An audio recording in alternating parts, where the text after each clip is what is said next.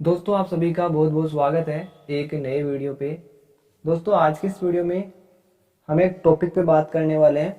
जैसा कि आपने यूट्यूब पे थंबनेल देख लिया है और टाइटल नाम भी देख लिया है कि हिंदू विधि में हिंदू कौन है और जो हिंदू है, हिंदू विधि है किन किन व्यक्तियों पे लागू होती है, किन श्रेणियों के व्यक्तियों पे लागू होती है, हम इस वीडियो में बात करने वाले हैं। ये हमारा आज का टॉपिक है और ये आपका क्वेश्चन भी है। अगर आपके एग्जाम अभी शुरू होने वाले हैं जैसे डॉक्टर भीमराव अंबेडकर विधि विश्वविद्यालय के, तो ये क्वेश्चन एग्जाम में पूछते हैं तो आपके लिए इम्पोर्टेंट है। दोस्तों इस क्वेश्चन का हम उत्तर स्टार्ट करने से पहले अगर आपने अभी तक Ashok Jahangir LLB YouTube channel subscribe नहीं किया है तो सब्सक्राइब कर लीजिए और बेल आइकन को प्रेस कर दीजिए। दोस्तों इससे क्या है, मैं जब भी कोई नया वीडियो बनाऊंगा तो उसकी अपडेट आपको सबसे पहले मिल जाएगी और आप लीगल जानकारी ले पाएंगे। दोस्तों जैसा कि आपको पता है कि इस चैनल पे आपको यहाँ पे study plus doctor Bhimrao Ambedkar विधि विश्वविद्यालय जयपुर की अपडेट और साथ में आपको यहाँ पे लीगल जानकारी मिलती रहेगी। तो चलिए हम आज के इस टॉपिक को शुरू करते हैं। तो दोस्तों यहाँ पे साइड में आप देख रहे हैं, यहाँ पे आप इंस्टाग्राम पे हमें फॉलो कर सकते हैं जहाँ पे आपको लीगल पोस्ट मिलते रहते हैं, तो आप हमें इंस्टाग्राम पे जरूर फॉलो कीजिए। चलिए देखते हैं। दोस्तों यहाँ पे देखिए उत्तर में है कि हिंदू व्यापक रूप से प्रचलित एवं प्रख्यात शब्द है। प्रत्येक व्यक्ति इस शब्द से परिचित है, सब लोग जानते हैं हिंदू हिंदू। लेकिन दुख की बात यह है कि आज तक इस शब्द की कोई सार्वभौमिक परिभाषा नहीं दी जा सकी। कहने को तो किसी व्यक्ति को हिंदू कह दिया जाता है, लेकिन यह बहुत कम लोग जानते हैं कि वह हिंदू क्यों है। दोस्तों इसमें यह लिखा है कि जो हिंदू शब्द है यह प्रख्यात शब्द है, सब लोग इसको जानते हैं, लेकिन दुख की बात यह है कि आज के समय में इसकी कोई परिभाषा नहीं दी जा सकी है। कहने को तो दोस्तों सब लोग हैं, वो हम हिंदू हिंदू बोलते हैं कि हिंदू हिंदू है, लेकिन हिंदू क्यों है हम ये नहीं जानते हैं। तो चलिए हम जानते हैं दोस्तों हिंदू की क्या थ्योरी है, क्या इसका इतिहास है। तो यहाँ पे देखिए दोस्तों मैं आपको एक बात बताऊं इस वीडियो में। जैसा कि दोस्तों आप जानते हैं कि आप खुद किसी चीज को पढ़ के स्टडी करते हैं और एक आप यूट्यूब पे वीडियो देख के उसको सुनते हैं, दोनों में दोस्तों फर्क है। जैसा कि आप जानते हैं कुछ लोग देख के याद कर लेते हैं, कुछ लोग सुन के याद कर लेते हैं।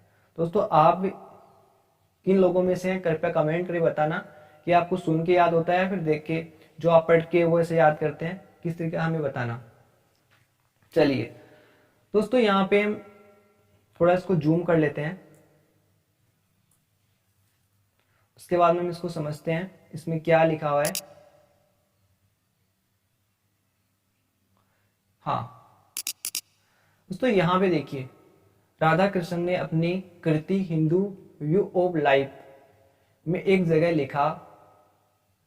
कहा है कि एक समय था जब हिंदू के रूप में किसी व्यक्ति की पहचान प्रादेशिकता के आधार पर होती थी, अर्थात जो व्यक्ति भारतवर्ष में रहता था वह हिंदू कहलाता था।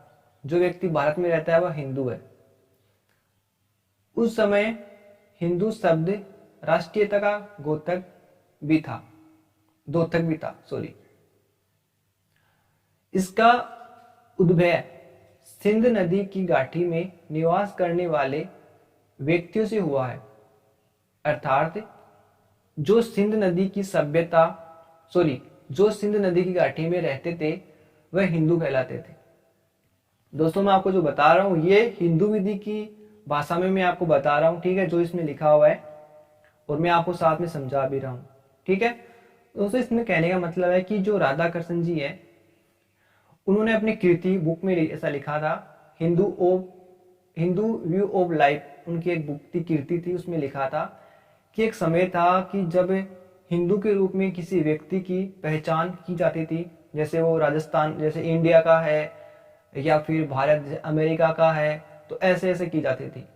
लेकिन अर्थात इसका अर्थ ये हुआ कि जो व्यक्ति भारत में रहता है वह हिंदू कहलाता है और ये राष्ट्रीयता का घोतक है। इसका जो उद्भव है वो कैसे हुआ है? सिंध नदी की घाटी में निवास करने वाले व्यक्तियों से हुआ है, अर्थात जो लोग सिंध नदी के पास में रहते थे वो हिंदू कहलाते थे। लेकिन कालांतर में इस शब्द का प्रयोग सिंध नदी की घाटी से बाहर रहने वाले लोगों के लिए भी किया जाने लगा। लेकिन आगे चलकर जो जो मुस्लिम राज्य स्थापित होने लगे, जैसे हमारे देश में मुस्लिम लोग आने लगे, शब्द हिंदू न तो राष्ट्रीयता का सूचक रह गया और ना ही प्रादेशिकता का। बीच में एक समय ऐसा भी आया जब हिंदू उसे कहा जाने लगा जो हिंदू धर्म को मानता था। जो व्यक्ति हिंदू धर्म को मानता है वो हिंदू है। आगे चल के उसके बाद में क्या हुआ देखिए, उसका अनुसरण करता था, जो हिंदू का अनुसरण करता था, मतलब कि हिंदू धर्म का अनुयायी था। लेकिन हिंदू की यह पहचान भी अधिक समय तक टिक न सकी, क्योंकि हिंदू के लिए यह आवश्यक नहीं माना गया कि वह हिंदू धर्म को ही मानता है। यह खेद पूर्ण ही है कि सन 1955 और 1956 में संहिताबद्ध विभिन्न हिंदू विधियों का निर्माण किया गया। 1955 में हिंदू विधियों का यहाँ पे निर्माण किया गया। उसके बाद देखिए, लेकिन उसमें हिंदू शब्द की परिभाषा नहीं दी, उसको परिभाषित नहीं किया। आज मोटे रूप से यही कहा जा सकता है कि जो व्यक्ति मुसलमान, ईसाई, पारसी या यहूदी नहीं है वह व्यक्ति हिंदू है। मतलब जो व्यक्ति मुस्लिम नहीं होना चाहिए, ईसाई नहीं होना चाहिए, पारसी नहीं होना चाहिए और यहूदी नहीं, ये चीजें नहीं है, ये व्यक्ति नहीं है, वो व्यक्ति हिंदू है। अगर इनमें से कोई है तो वो हिंदू नहीं होगा। उसके बाद दोस्तों यहाँ पे केस है, आपको साथ में दोस्तों जो एग्जाम होती है उसमें आपको केस भी यहाँ पे लिखने होते हैं। तो इसमें केस है मनोहर जोशी बनाम नितिन भाऊसव पाटिल, ये यहाँ पे AIR 1996 का केस है। इस केस में क्या हुआ था, इसमें यह बताया गया था कि शब्द हिंदू से जुड़े शब्द हिंदुत्व को इस महाद्वीप की जीवन शैली एवं मानसिकता के रूप में निरूपित किया है। दोस्तों केस का आप नाम नोट कर लीजिए, ये आसान केस आप लिख सकते हो अगर ये क्वेश्चन आपका एग्जाम में आता है तो। उसके बाद में यहाँ पे देखो दोस्तों, आप देख सकते हैं कि अब यहाँ पे हिंदू शब्द की व्यापक परिभाषा यह दी जा सकती है कि जिस व्यक्ति पर हिंदू विधि लागू होती है वो व्यक्ति हिंदू है। मतलब कि जिस व्यक्ति पे हिंदू विधि लागू होती है वही व्यक्ति हिंदू है। मैंने आपको बता दिया, मैंने आपको 4 नाम बताए हैं, मुस्लिम, ईसाई, पारसी और यहूदी। इनको छोड़ के बाकी सब लोग हिंदू है। अब देखिए, अब हमारा जो ये क्वेश्चन तो हो गया कि हिंदू कौन है, मैंने अभी आपको बताया। अब हम बात करते हैं कि हिंदू विधि किन व्यक्तियों पे लागू होती है। चलिए यहाँ पे हेडिंग है, वे व्यक्ति जिन लोगों पे हिंदू विधि लागू होती है।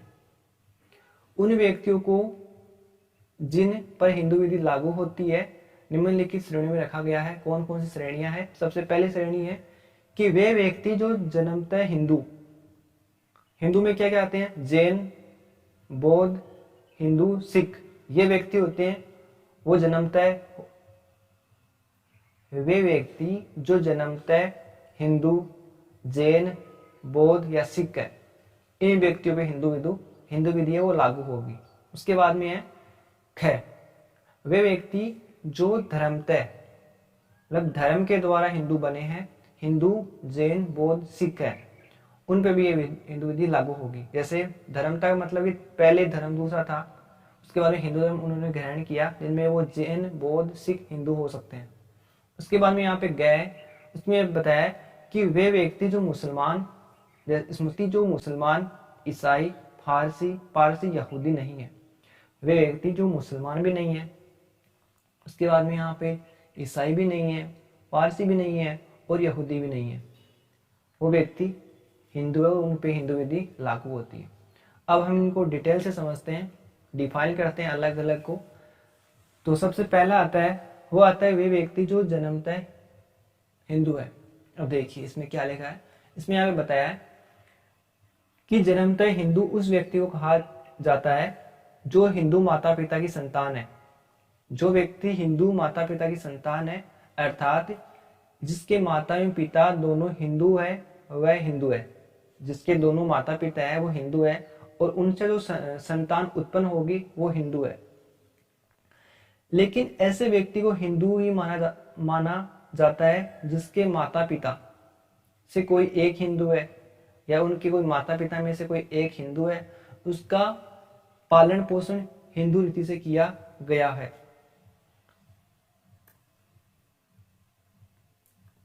अब देखिए ये केस में बताया गया है। केस का नाम है वो है माया देवी बनाम उत्तराराम। इस केस में है जो कि यहाँ पे 1861 का केस है। इस केस में एक आ गया था दोस्तों, आप देख सकते हैं यहाँ पे इस केस में एक आ गया था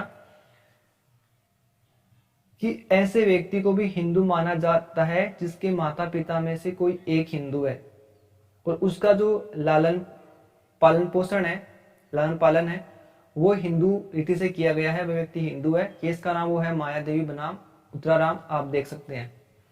उसके बाद में यहाँ पे देखिए एक केस और है देवावासन बनाम जया कुमारी, जो कि 1991 का केस है। इस केस में एक आ गया था केरल उच्च न्यायालय द्वारा त्रावणकोर के नारडोर जाति से कोई पुरुष अहिंदू स्त्री से विवाह कर सकता है और इससे विवाह से जो संतान उत्पन्न होगी वो हिंदू मानी जाएगी। अब यहाँ पे देखिए मैं यहाँ पे दोस्तों आपको एग्जांपल देता हूं। जैसे एक यहाँ पे व्यक्ति हिंदू है, एक पुरुष है वो हिंदू है और एक लड़की है वो यहाँ पे मुस्लिम है। अब दोस्तों यहाँ पे जो स्त्री है वो हिंदू व्यक्ति के साथ में शादी कर लेती है और उससे कोई संतान उत्पन्न होगी तो वो हिंदू होगी। क्योंकि दोस्तों मैं आपको बताऊं वो लड़की है वो मुस्लिम धर्म से है, लड़का है वो हिंदू धर्म से है। लेकिन मैं आपको बता दूं कि जो स्त्री व्यक्ति के किसी पुरुष के साथ में शादी करती है तो उसकी जात हो जाती है, जैसे वो हिंदू है तो वो हिंदू जाति हो जाती है। उसके बाद में उसके जो संतान उत्पन्न होगी वो यहाँ पे हिंदू मानी जाएगी।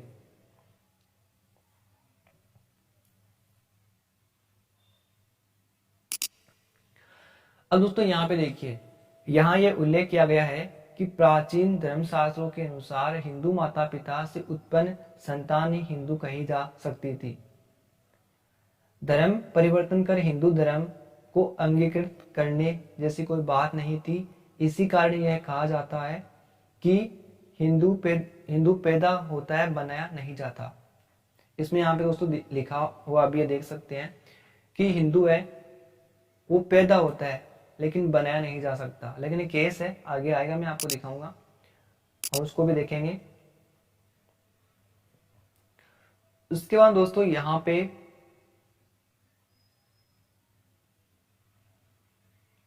ये देखिए ये आपके इंपॉर्टेंट है, आप इसको भी यहाँ पे एग्जाम में लिख सकते हैं। जैसे हिंदू पिता एवं ईसाई माता से उत्पन्न संतान, अभी मैंने आपको एग्जाम्पल दिया था। तो ये प्रश्न उठता है कि क्या ऐसा व्यक्ति हिंदू माना जाएगा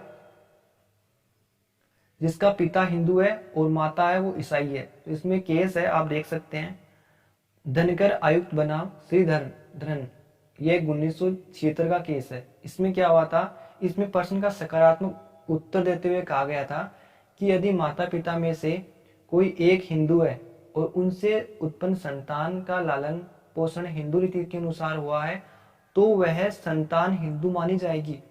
फिर हमारे यहाँ पुत्र पर पिता का धर्म ही प्रयोजक माना जाता है।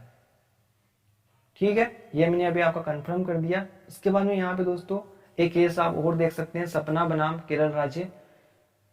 इस मामले में केरल हाईकोर्ट द्वारा ये कहा गया था कि जहां संतान का लालन पोषण ईसाई परिवार के सदस्य के रूप में किया गया है, ऐसी स्थिति में संतान हिंदू नहीं होकर ईसाई होगी। अब इस केस में ऐसा बोल दिया। तो यहाँ पे अलग अलग जजमेंट आते रहते हैं। तो यहाँ पे जैसा जजमेंट में कहा गया है वो यहाँ पे मान्य है, और अभी पता नहीं क्या जजमेंट आया होगा तो उसके अनुसार वो मान्य होगा। तो यहाँ पे हिंदू इन इन व्यक्तियों पे लागू होती है, मैंने अभी आपको बताया। अब यहाँ पे हमारा अगला जो पॉइंट आता है वो आप यहाँ पे देख सकते हैं, वो आता है कि वे व्यक्ति जो धर्मतः हिंदू है, मतलब धर्म से ही हिंदू है। इसमें यहाँ पे लिखा हुआ है कि हिंदू विधि ऐसे व्यक्तियों पे लागू होती है जो जन्मतः हिंदू नहीं है, लेकिन जिन्होंने धर्म परिवर्तन कर हिंदू धर्म स्वीकार किया है। इसमें केस है दोस्तों, बहुत ही लीडिंग केस दोस्तों इसको माना जाता है, और बहुत ही महत्वपूर्ण मामला है। यह आपको एग्जाम में लिखना ही है दोस्तों, याद कर लेना। इस केस का नाम है अब्राहम बनाम अब्राहम, जो कि 1863 का ये मामला है दोस्तों। इस मामले में कहा गया था कि हिंदू विधि केवल ऐसे व्यक्तियों पर ही लागू नहीं होती है जो जन्म से हिंदू है, मतलब कि ऐसे व्यक्तियों पर लागू नहीं होती जो जन्म से ही हिंदू है, अपितु ऐसे व्यक्तियों पर लागू होती है जो धर्म परिवर्तन करने के बाद में हिंदू बने हैं। जैसे पहले मुस्लिम थे, अब यहाँ पे हिंदू बन गए, तो उन पे भी हिंदू विधि लागू होती है। और केस का नाम वो है यहाँ पे अब्राहम बनाम अब्राहम का मामला। आपको ये सन याद नहीं होती है तो इस कोई इश्यू नहीं है, लेकिन आपको ये लिखना है। अगर आपको याद है तो लिखना है, अगर आप ये गलत लिखते हो तो एग्जाम में आपके नंबर कट सकते हैं, इसका ध्यान रखना। अब यहाँ पे नीचे देखिए गए। अब दोस्तों यहाँ पे आगे देखिए गए, इसमें दोस्तों यहाँ पे है कि जो मुसलमान, ईसाई, पारसी या यहूदी नहीं है, मतलब कि हिंदू विधि उन समस्त व्यक्तियों पर लागू होती है जो मुसलमान, ईसाई, पारसी या यहूदी नहीं है। मतलब चार धर्मों को छोड़ के जितने भी सारे धर्म बचे हुए हैं उन सभी धर्मों पे है वो हिंदू विधि है लागू होती है समस्त व्यक्तियों पे। अब दोस्तों यहाँ पे केस है जिसका नाम है राजकुमार बनाम वारवारा, जो कि 1989 का केस है। इस मामले में दोस्तों कलकत्ता उच्च न्यायालय द्वारा, हाईकोर्ट द्वारा ये कहा गया था या अभी निर्णय किया गया था कि इस श्रेणी में वे समस्त लोग आ जाते हैं जो किसी भी धर्म को मानने वाले नहीं है, या फिर ऐसे बोल सकते हैं कि जो मुसलमान, ईसाई, फारसी, यहूदी से भिन्न ऐसे सभी व्यक्ति हिंदू है, उन पर हिंदू विधि है वो लागू होती है। जैसे कोई व्यक्ति नास्तिक है, वो किसी भगवान को, कोई अल्लाह, किसी को कुछ नहीं मानता है, तो उस पर भी हिंदू विधि दोस्तों यहाँ पे लागू होती है। ठीक है, इस केस के द्वारा, इस केस में जो उच्च न्यायालय कोर्ट है उसके द्वारा ये कहा गया था कि नास्तिक लोग हैं उस पर हिंदू विधि लागू होती है, जो सभी धर्मों को मानने वाले हैं, सभी धर्मों को मानने वाले हैं उसमें भी हिंदू विधि लागू होती है, लेकिन यहाँ पे मुसलमान, ईसाई, पारसी, यहूदी को छोड़ के बाकी जितने धर्म है सब पे हिंदू विधि लागू होती है। तीसरा है कि मिलते जुले धर्म में विश्वास करते हैं, जो मिले जुले कुछ धर्म है उनमें विश्वास करते हैं तो उन पे भी यहाँ पे हिंदू विधि है वो यहाँ पे लागू होती है। अब दोस्तों यहाँ पे एक वेरी इंपॉर्टेंट केस है जो कि आप यहाँ पे नीचे देख सकते हैं। ये आप यहाँ पे देख सकते हैं, केस का नाम है, देखिए, यज्ञ पुरुष दास जी बनाम मूलदास, जो कि यहाँ पे 1966 का केस है और ये लीडिंग केस है। इसके बारे में दोस्तों मैं इसका अलग से वीडियो बना दूंगा, इस केस में हुआ क्या था, इसके क्या फैक्ट थे, सब कुछ मैं आपको बताऊंगा। फिलहाल हम जानते हैं कि इस केस में क्या कहा, इस केस में कोर्ट द्वारा क्या कहा गया था। दोस्तों यहाँ पे उच्चतम न्यायालय द्वारा ये कहा गया था कि नारायण स्वामी संप्रदाय के जो अनुयायी को भी यहाँ पे हिंदू माना गया है, क्योंकि मतांतर एवं अपने नियमों से शासित होते हुए भी अंततः वे हिंदू धर्म से जुड़े हुए थे। ठीक है, अब दोस्तों यहाँ पे हम नीचे आते हैं। यहाँ पे केस है, आप इसको नोट कर सकते हैं, डॉक्टर बिनीबी बनाम जैन पीआर, जो कि 2016 का मामला, केरल उच्च न्यायालय का केस है। इस केस में ये अभी निर्धारित किया गया था कि हिंदू विवाह अधिनियम 1956 केरल के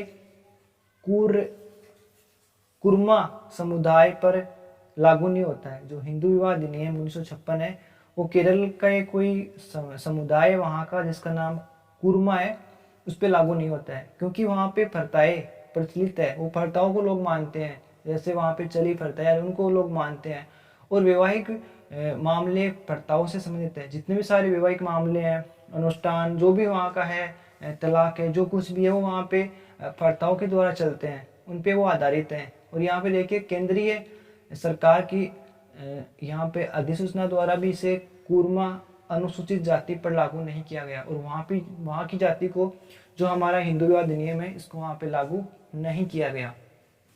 बस दोस्तों ये हमारा टॉपिक यहाँ पे खत्म हुआ है।